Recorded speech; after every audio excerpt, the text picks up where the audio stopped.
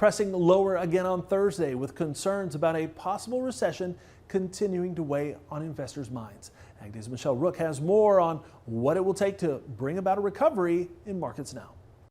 Joining us with market, Scott Varilek with Kooima Kooima Varilek. Scott, we have seen a pretty good correction in the cattle market in tandem with the pullback in the stock market. If the stock market can stabilize, how much recovery can we see in the cattle market, do you think? A question we all would love to have the answer to, because it's been quite the debacle here with the stock market and how fast we corrected this market. So we turn to the cash and say, okay, is the cash holding together? Because that's still pretty good. And this is your Labor Day buying week, so packers, are still going to want some cattle. So I think that's kind of our chance to try to get a little bit of a boost on some of that cash.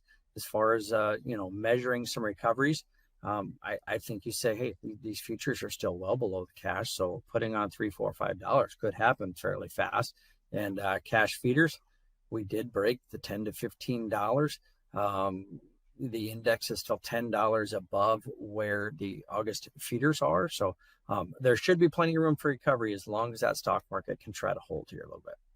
Yeah, but we did put some new lows in the feeder market, as you point out, and those charts look horrible. So, does it matter? Can you heal technically in this type of environment? Short-term charts look rough, looking at these monthly, spikes lower that we have, but long-term, we're still holding these nice uptrends. We're still feeling okay.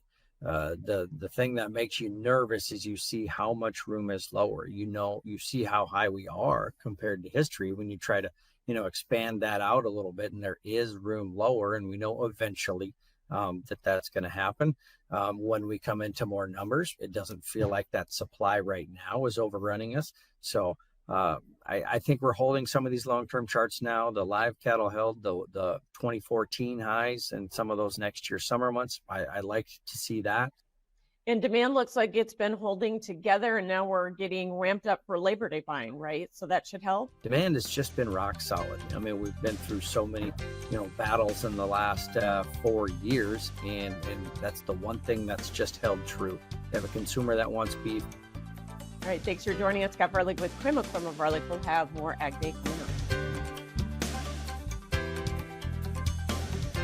Watch Markets Now with Michelle Rook on the Farm Journal YouTube channel, keeping you updated throughout the day on the markets at the open, midday, and close. Find out what moved the markets today and what to expect the market to do next.